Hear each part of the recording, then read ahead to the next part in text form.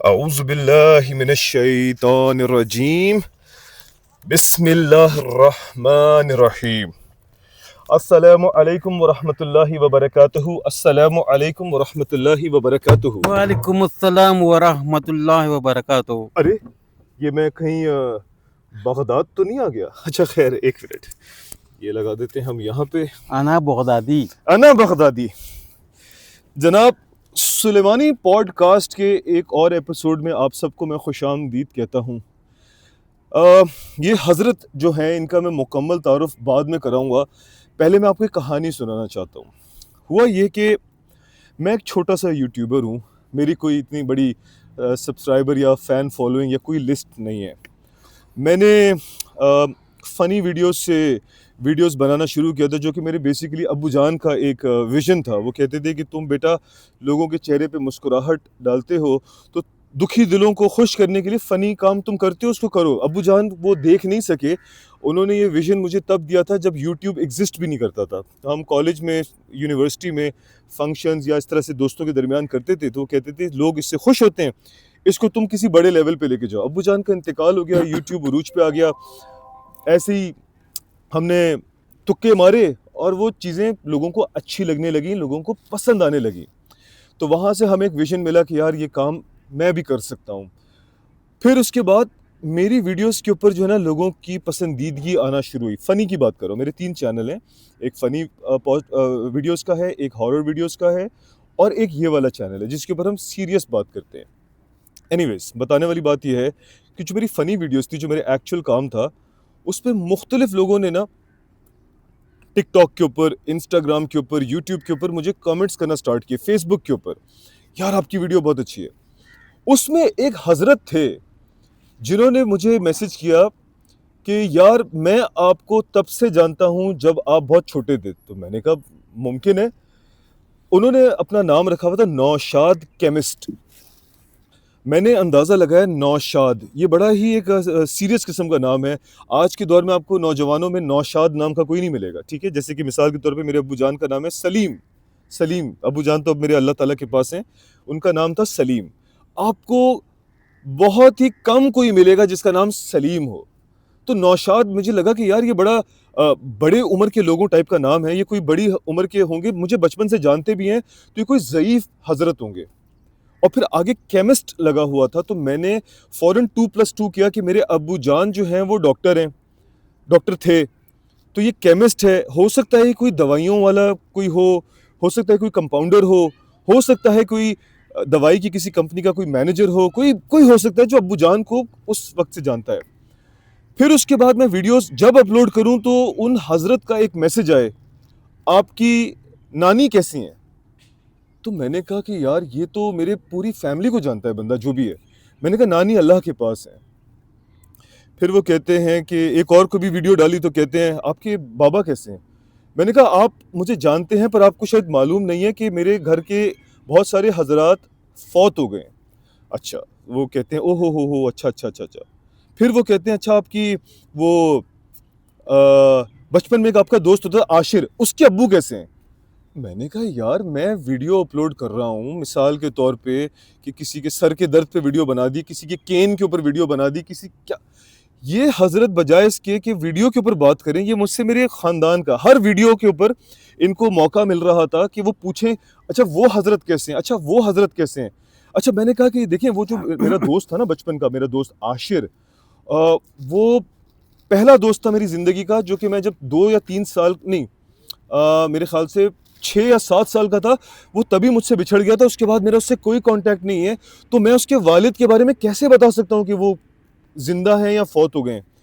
फिर नौशाद केमिस्ट साहब ने मुझसे किसी और वीडियो पे पूछा, अच्छा वो आशिर के एक चाचू होते थे नदीम साहब, अ, वो कैसे हैं? तो मैंने कहा यार मैं इनको बता चुका हूँ कि मैं आशिर से 7 साल की उम्र में बिछड़ गया था, वालिद का मुझे पता नहीं, तो मैं उनके चच्चे का कैसे बताऊँगा? अब मैंने कहा यार ये अजीब से कोई शख्स हैं, केमिस्ट भी हैं, पढ़े लिखे भी हैं, लेकिन ये पता नहीं क्या अजीब बातें कर रहे हैं। फिर उसके बाद मैंने कोई वीडियो अपलोड की तो कहते हैं मैं बाबा मुबारक के बारे में जानना चाहता हूँ। मैंने कहा भाई फ़ौत हो गए। फिर कहते हैं अच्छा वो रहमत बाबा होते थे। मैंने कहा फ़ौत हो गए हैं। वो कहते हैं अच्छा उनके बच्चे का। मैंने कहा जब वो फ़ौत हो गए उनके मुझे बच्चों का नहीं पता कहाँ है। अब ये साहब मुझे तंग करने लगे। जब वीडियो अपलोड करो तो ये मेरी ऐसा लगे जो कुंडली निकाल रहे हैं, मेरी मेरी मेरी जांच पड़ताल कर रहे हैं, ऐसे जैसे कि मुझसे पूछना चाह रहे हैं कि क्या मैं अपने सारे पुराने उन रिश्तेदारों या उन जान पहचान के लोगों के साथ कनेक्टेड हूं या नहीं हूं, जिनका ताल्लुक कभी कॉलेज ऑफ नर्सिंग से था। अब उसके बाद वो उसके अंदर कॉलेज ऑफ नर्सिंग में रहने वाले हकीम सईद का पूछ रहे हैं वो कैसे हैं। कभी पूछ रहे हैं कि यार वो वहाँ पे एक वो अमरूद वाला। मुलचन वहाँ पे आ रहा हूँ मैं, मुलचन आंटी हैं वो कैसी हैं। अबे भाई मैंने कहा यार मुझे नहीं पता यार। वो कहते हैं ना, वो अंग्रेजी में कहते हैं the last nail in the coffin, जिसको मेरे ख्याल से अगर मैं उर्दू में उसकी बताऊं कि ताबूत में आखिरी कील जो थी वो ये थी कि एक दिन इन हजरत ने कहा आपको याद है आप वो डिफेंस में उस स्कूल जाते थे। मैंने कहा जी मुझे याद है। मैंने कहा यार ये जो भी बंदा है इसको तो मेरे स्कूल तक का पता है, बड़ा अंदर का बंदा है। कहते आपको याद है ना वो स्कूल। मैंने कहा जी। कहते उसके बाहर एक अमरूद वाला खड़ा होता था। मैंने कहा हाँ मुझे मुझे याद आया, हाँ वहाँ पे एक अमरूद वाला होता था और मैं अब्बू जान से हमेशा कहते थे मुझे अमरूद चाहिए, पर हमें बाहर की खुली चीज़ें खाने की इजाज़त नहीं थी। वो कहते हैं कि उस अमरूद वाले का नंबर चाहिए। मैंने कहा यार एक बात बताओ मुझे, मैं अपने बचपन के दोस्त आशिर जो 7 साल में बिछड़ गया, मुझे नहीं पता कि यार वो कहाँ है। उसके अब्बू का मुझे नहीं पता, उसकी अम्मी का नहीं पता, मुझे उसके चाचू का नहीं पता।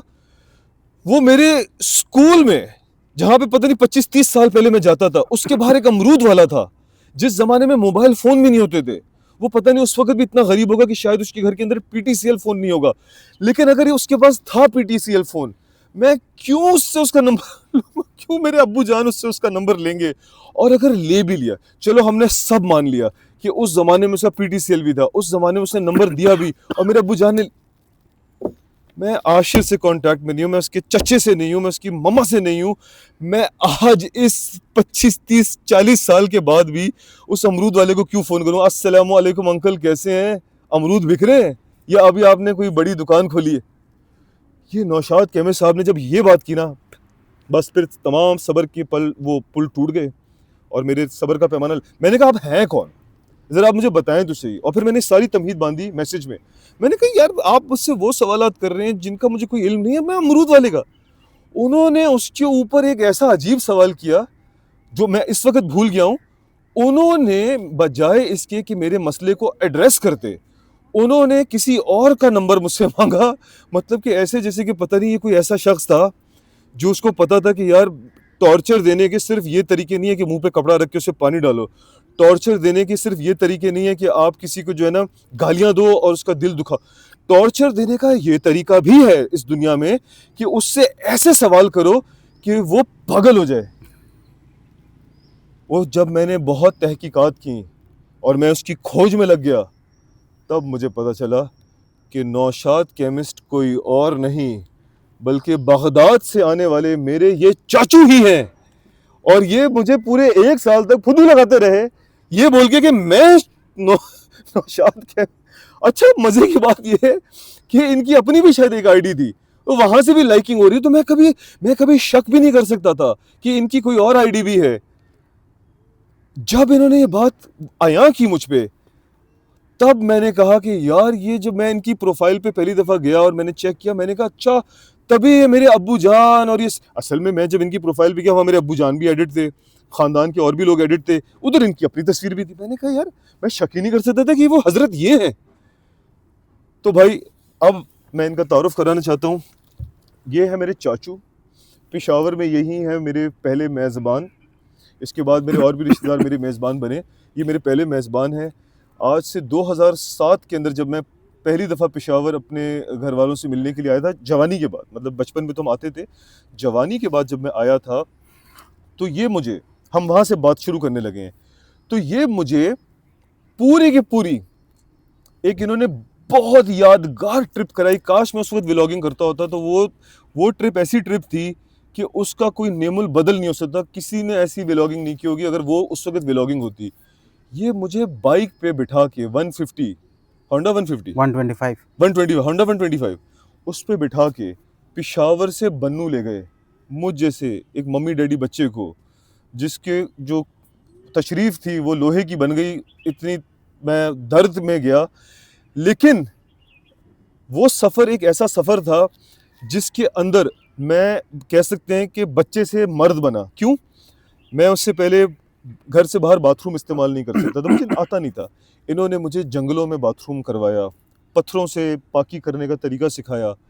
इन्होंने मुझे उन कुछ कैदों से निकाला, आज़ाद किया, जो मेरी वहम और शहरी ज़िंदगी की वजह से मैं जिन कैदों में मुब्तला था, हर चीज़ खुल के नहीं बता सकता, उससे मुझे आज़ाद किया इन्होंने। इन्होंने कहा, भाई तुम्हें इसलिए पैदा किया है। जाए-नमाज़ हम बिछा के नमाज़ पढ़ते हैं क्योंकि हमें बचपन से सिखाया गया है। लेकिन जब मैं सफ़र में निकला तो मुझे पता चला अल्लाह की पूरी ज़मीन जाए-नमाज़ है। मैंने जगह-जगह नमाज़ पढ़ी, मुझे जाए-नमाज़ नहीं बिछानी पड़ी। मेरे कॉन्सेप्ट्स क्लियर हुए लाइफ़ के। और मुझे याद है कि इस सफ़र के बाद जब मैं पहली दफ़ा कराची वापस आया, तो मैंने ज़िंदगी में पहली दफ़ा घर से बाहर नमाज़ पढ़ना शुरू की। ये फैक्ट है, उससे पहले मैं घर से बाहर नमाज़ नहीं पढ़ पाता था क्योंकि मैं पाकी मेंटेन नहीं कर सकता था। जब मैं सफ़र किया तो मुझे एहसास हुआ कि पाकी मेंटेन करने के क्या-क्या तरीके हो सकते हैं। तो थैंक यू सो मच उस ज़िंदगी के लाइफ़ चेंजिंग ट्रिप के लिए। मगर मैं आपसे एक सवाल करता हूँ, आपको तो नहीं पता था मैं इतना मम्मी-डैडी हूँ, या पता था? आपने क्यों किया मेरे साथ ऐसा? आपको तो नहीं पता था कि मैं इसको मर्द बना रहा हूँ, आप मुझे क्यों ले गए मोटरसाइकिल पे? पहली दफ़ा आपके अब्बू जो थे ना, उन्हें मुझे कहा कि मोटरसाइकिल पे बैठो। अच्छा, जब मैं आप छोटे थे? हाँ, मैं अच्छा। बैठ गया, मैं क्लास 9th में था। अब वो सफ़र शुरू हुआ मोटरसाइकिल पे, हुँ, हुँ। मुझे कोहाट ले गए, फिर पेशावर ले गए, फिर इस्लामाबाद ले गए, फिर मरी ले गए, फिर बुरबन आपको तो मैं छोटे ट्रिप पे लेके गया। अच्छा, जब आपको मेरे अब्बूजान इतनी ट्रिप्स पे ले गए, मेरे अब्बूजान मतलब इनके बड़े भाई, वो लेके गए, तो उस वक़्त आपकी क्या कैफ़ियत थी? क्या अब्बूजान को एक साथी की ज़रूरत थी? उन्होंने आपको यूँ पकड़ा, चल तू मेरे साथ, ऐसा किया आपके साथ, या आप खुद भी ख्वाहिशमंद थे इस तरह की ट्रिप्स के? मुझे तो पता ही नहीं था, बस अच्छा, अच्छा, अगवा कर लिया था आपको अब्बूजान वो ने। मरी ले जा रहे थे और मैं एक सिंपल कमीज में गया। वो तो मरी जब स्टार्ट हुआ तो मैंने कहा सर्दी लग रही है, तो अच्छा, स्वेटर खरीदा फिर। अच्छा, यानी कि अब्बूजान ने आपको असल में बच्चे से मर्द बनाया।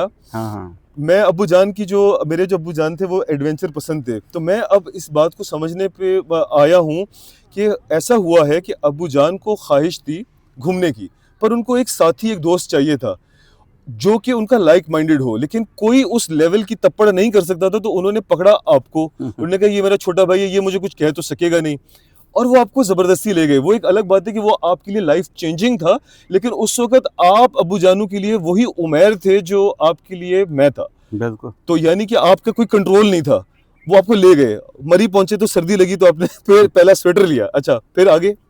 लेकिन बड़ा यादगार सफ़र था। अच्छा। उसके बाद मैं काफ़ी दफ़ा मोटरसाइकिल पे पेशावर गया नहीं, और आप मरी अपना नहीं गया। बताएँ, पहले अब्बू जानू का ही बताएँ कि वो आपको ये सारी ट्रिप कराते रहे, फिर अब्बू जान आपको खाने-पीने की जगहों पे भी लेके गए जो। वो मुझे बड़ा टेक्निकली एक ही उसमें नहीं लेके गए, पहले कोहाट में अच्छा, 2-3 रातें की।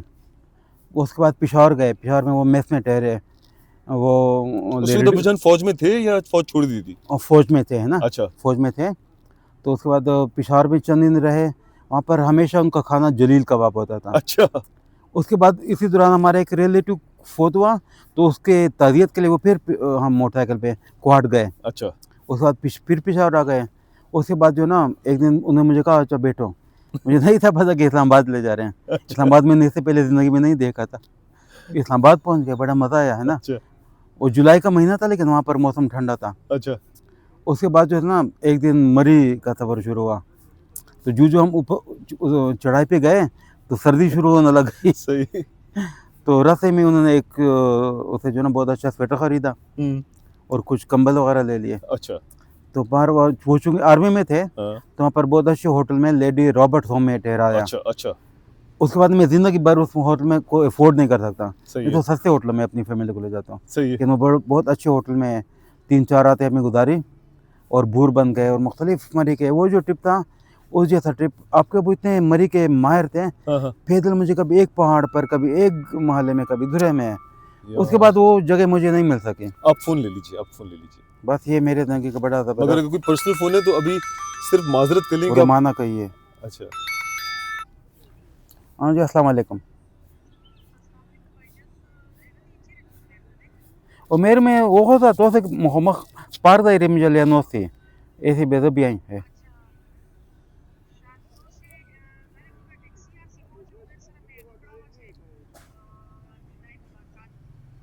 अब बस सामने मोहम्मद ही है, नोता बेतो से शराव गेट की के बेदाई सामने ही बेदर बैठे हैं। हाँ हाँ, तो कहता मोहम्मद में जाई शबादा ही देरती कादो ए शो ओके ओके। वो कह रहा है कि अलमुदाई मुलाकात करें, अच्छा, उनको भेज दें। आप एक मिनट यहीं बैठे रहें, हाँ। यहीं पे रुकिए, मैं इसको पॉज़ करता हूँ, यहीं से आपसे शुरुआत करते हैं, रुकिएगा। अच्छा, इसमें पॉज़ का ऑप्शन तो नहीं आ रहा, या होगा तो मुझे पता नहीं है, मैं इसको यहाँ स्टॉप कर देता हूँ, रुकिए।